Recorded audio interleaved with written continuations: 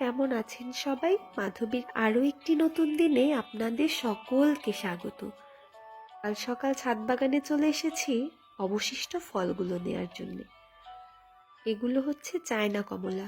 অনেকগুলোই হয়েছিল, প্রায় 17-18টার মতো।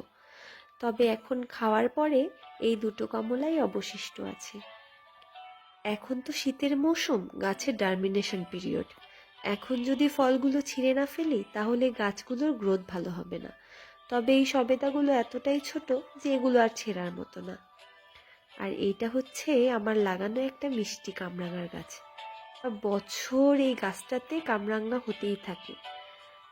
একটা ছোট তো আরেকটা বড়, তো আরেকটা একদম কুড়ি। গাছটাকে কিনে আনার পর থেকে কখনো গাছটায় ফল ছিল না এমন সময় ছিল না, জানেন।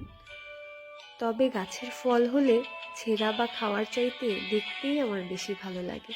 কিন্তু কি আর করার, এই ফলগুলো যদি পেড়ে না ফেলা হয় তাহলে তো ফলগুলো পচে যাবে। তাই খুব একটা ইচ্ছে না থাকলেও বাধ্য হয়েই আমাকে ফলগুলো ছিঁড়তে হয়।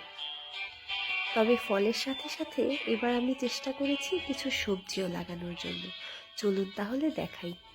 এই যে এগুলো হচ্ছে আমার পেঁয়াজ আর রসুন গাছ। তবে মা বলেছে যখন ক্ষেত থেকে পেঁয়াজ রসুন তোলার সময় তখন নাকি আমি লাগিয়েছি। আর এই যে পাতাওয়ালা গাছটা দেখছেন, এটা হচ্ছে স্ট্রবেরি গাছ। আর এই হচ্ছে আমার ধনেপাতা গাছ। ধনেপাতাগুলো চাইলে তুলে খাওয়াই যায় এখন। তবে আমার ইচ্ছে এই ধনেপাতাগুলোকে আমি তুলব না, এগুলোর মধ্যে ধনে হবে, কারণ ফুলও প্রায় এসে গেছে সবগুলো গাছেই। আর এই হচ্ছে বিলাতি ধনেপাতা গাছ। এটা আজকাল আর দেখা যায় না।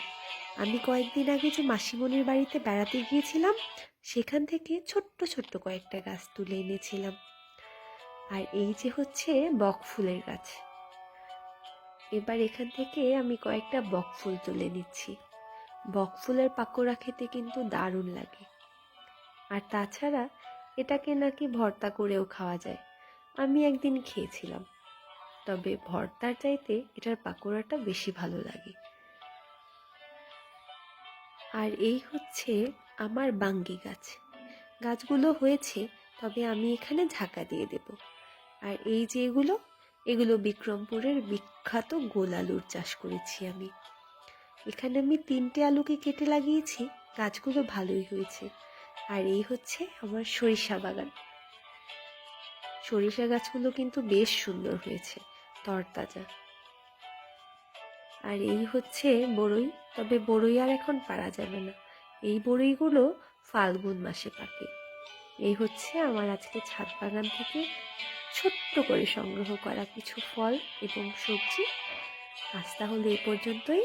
সকলে ভালো থাকবেন, সুস্থ থাকবেন, আর অবশ্যই ভিডিওটা কেমন লাগলো আমাকে কমেন্টে জানাতে ভুলবেন না।